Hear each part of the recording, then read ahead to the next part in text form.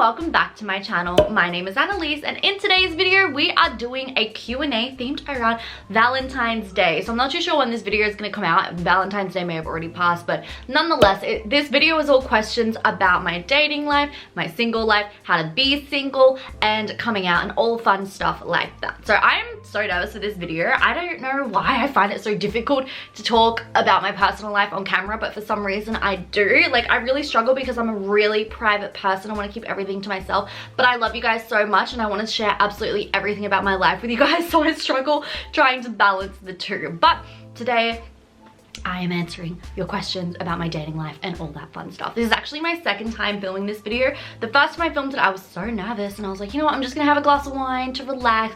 I relaxed a bit too much and I fell asleep. So it is now currently 11:07 p.m. I am at the end of a coffee on a Thursday night and I am answering these questions. So please excuse the lighting if it's different.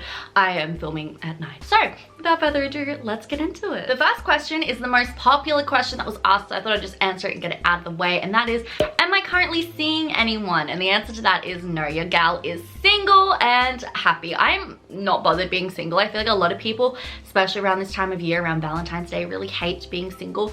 I don't mind. I really enjoy my life. I have amazing friends and family, and so being single has never really been an issue to me. My whole perspective on it is that, like, my life is great, so if you want to come into that, you have to add to it and not take away. And like, I'm 100 on my own, so I don't necessarily need someone. Doesn't mean I'm like closed off. If I meet someone, great. If I don't, also great. But we'll get into that a bit more later. But yeah, no, I am not currently seeing anyone, but I am dating. Not one person, but like, I'm going on dates and stuff, but we will also get into that. So next question is, what did I learn from my first relationship? I learned so much. I learned, first of all, how to be in a relationship because it was the first relationship ever. I feel like I'm saying the word relationship a lot. Relationship. Okay.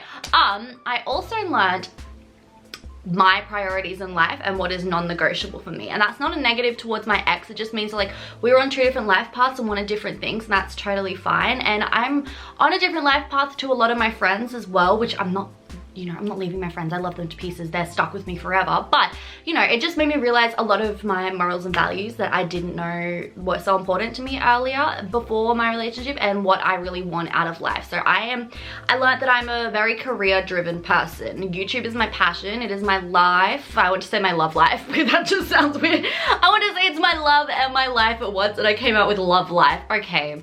I love YouTube so much, and I'm a very career-driven woman. I think that comes from being raised by a single working mom. You know, I've always been raised that you don't need a relationship. It is something that adds to your life. It's a very career-driven woman, and not everyone is like that. Completely understand, we are all on our own paths, but it really showed me that whoever I end up with needs to respect that and also be about that. Otherwise, it's just not gonna work, and that's totally fine. And maybe there's no one out there that will work with that. Like I said, I'm 100 on my own. The next question is extremely relevant to my life right now, and it is, will you ever consider men? And the answer to that is no. Never, ever, ever. For those of you watching that are straight and you literally like cannot comprehend being with someone of the same gender, that is how I feel towards men. I will never like a man. I will never want to be with a man. I am always going to be lesbian. And it's just so relevant to my life right now because unfortunately, you can see the stress. People seem unable to understand that concept, and even if I think that they do and I think that they get me, they then just whip it out and are like, hey, you're into my boyfriend. Okay, I'm really not making any sense here. Basically, recently I had a friend accuse me of trying to get with a boyfriend, and I was like, lesbian. Not trying to get with you, man.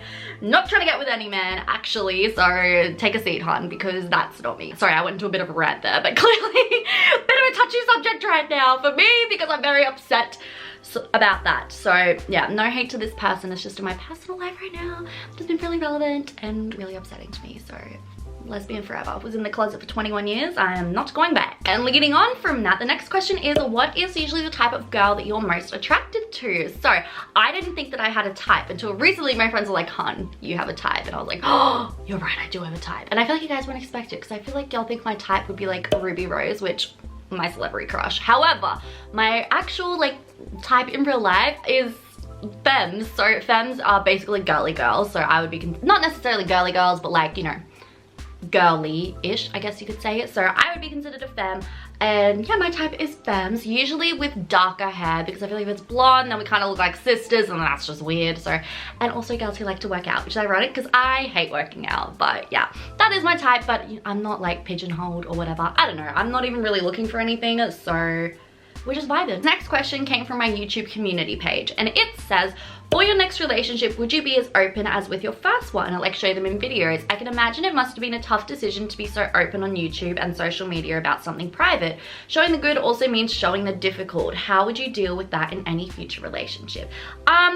Yeah, so one of my quotes in life that I like to live by is never regret anything, because at one point in time it was exactly what you wanted. So I don't regret putting my ex on my channel so early. I feel like it was the right thing to do at the time. I was so excited to like share with you guys my life, and as I said, I do struggle between being an extremely private person and then also wanting to share every little detail about my life with you guys. If I do ever share a relationship though on my channel again, just know that social media is not real life and it's literally all the highlights. I think so many people were shocked when I broke up with my ex, just because it seemed for so many of you to come out of nowhere, when in reality it had been quite a long time coming, and like everyone in my personal life knew that and knew that it was coming and that it was the right decision and all that jazz, whereas of course to you guys you only saw the highlights, so then it seemed like it came out of absolutely nowhere. So I just want you guys to know that social media is not always real life. Speaking of which, the next question is any dating horror stories. Oh, do I have some for you? So my go-to dating horror story was always one from when I was 17, and I was in the closet back then, so it was with a guy, and he ended up stalking me for about 2 years after this date. I've mentioned on my channel in the past that I had a stalker, but I've never really gone into it, so this is just gonna be the brief story. But long story short, we went on a date together. We went to high school together. So like we knew each other for years. We were always good friends as well. Like we got clubbing every weekend in a big group, whatever. One day we went on a date. It was such a bad date. Like we went to a restaurant, he ordered for me, and he ordered onion rings. Onion rings have gluten in them, and I'm allergic to gluten, so I obviously didn't eat them because I was allergic to it. So it was just so bad. I was like, why would you order for me and then not even ask? Oh, it was weird. Anyway, date didn't go well. I was 17, I didn't know what to do. I was also in the closet, so I'm like, oh my god. I was panicking, and I remember being in a uni lecture. That's how long ago this was. I was at uni. So I mustn't have been 17, I must have been 18. Yeah, because if I've been clubbing, 18. Sorry, I was 18, whatever, around that age. So I was in a university lecture, and I was freaking out on what to do because I didn't want to see this guy again. So I just blocked him and everything, which definitely wrong thing to do. I shouldn't have done that, but I was young, dumb, and scared. So blocked him and everything, and oh my goodness, this man clearly had a very fragile ego that I had bruised, because he then spent the next 2 years stalking me. So I would be walking outside my house home from uni, and a car would pull up and he would be out the side screaming that he hates me. I would go clubbing in like with my friends, and he would suddenly appear. I don't know how he always knew where I was, but he would suddenly appear and scream at me that he hates me. So that was always my worst date. However, recently I had an even worse one, if that's even possible. So we went clubbing, and this girl was really drunk, and that's fine. I'm not one to judge, whatever.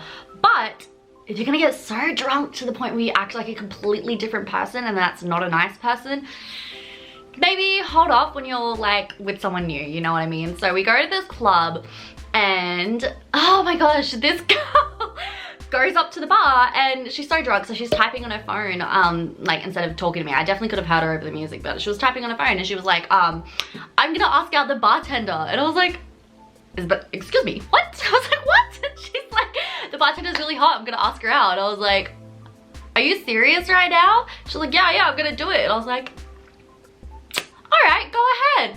She goes up, she asks out the bartender. The bartender is my absolute queen, because this woman, I obviously didn't know what was going on, and this bartender, the queen, she looks at the girl, she goes, oh no, I'm straight, this is my boyfriend, and points to like another bartender there. Was he a boyfriend? Who knows, but love that woman. She is my queen, she is my icon. And I was just like, are you serious? So the girl comes back and was like, oh, you would have done the same, she's hot. And I'm like, I would not have done the same if I was here with someone. I was like, all right, have a good night. And I left, because I was just like, you go be with the bartender, hun. Anyway, those were my worst dates of my life. The next question is, what is the best way to meet someone? Which, I mean, from those stories, clearly I'm not the best person to ask. However, I would probably say, especially right now, majority of the world is in lockdown, I would say dating apps would be the go-to, you know.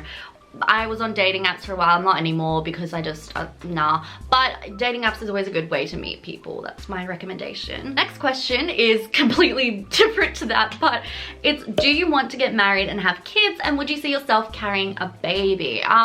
I mean, I know the answer to the second half. I would want to carry the baby if I was to one day have kids, but I don't know if I want kids, honestly. I don't know.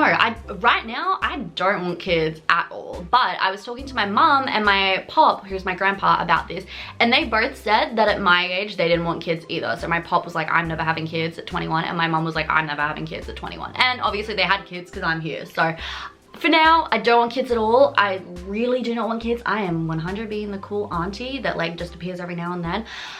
But that may change in the future. And as for getting married, again, I don't really know what I want. I think right now I'm too young. I'm not worrying about any of that stuff, getting married or having kids. I'm just living my life. So maybe one day I want to get married, maybe one day I won't. I love the idea of having like a really extravagant wedding, and then the other half of me is like, that's so much money, just spend it on travel. So who knows what the future holds there, but I'm not really worrying about any of that right now. With that, that is the end of today's Q&A. It is quite late. It is almost midnight, so I'm getting a little bit tired. I have run out of my coffee, so I need to go to bed. But thank you guys so much for watching. I really hope that you enjoyed this, and I'm a little nervous uploading something like this because it makes me a little nervous talking about this stuff, but I mean, I like sharing my life with you guys, so I hope that this has been fun to watch for you. So if you enjoyed this video, be sure to give it a thumbs up and subscribe to my channel because I upload new videos every single week. And also be sure to follow me on Instagram and TikTok as I'm trying to post every single day on both of those platforms. I love you guys so much.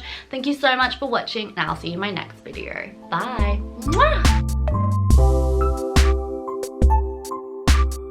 Mwah!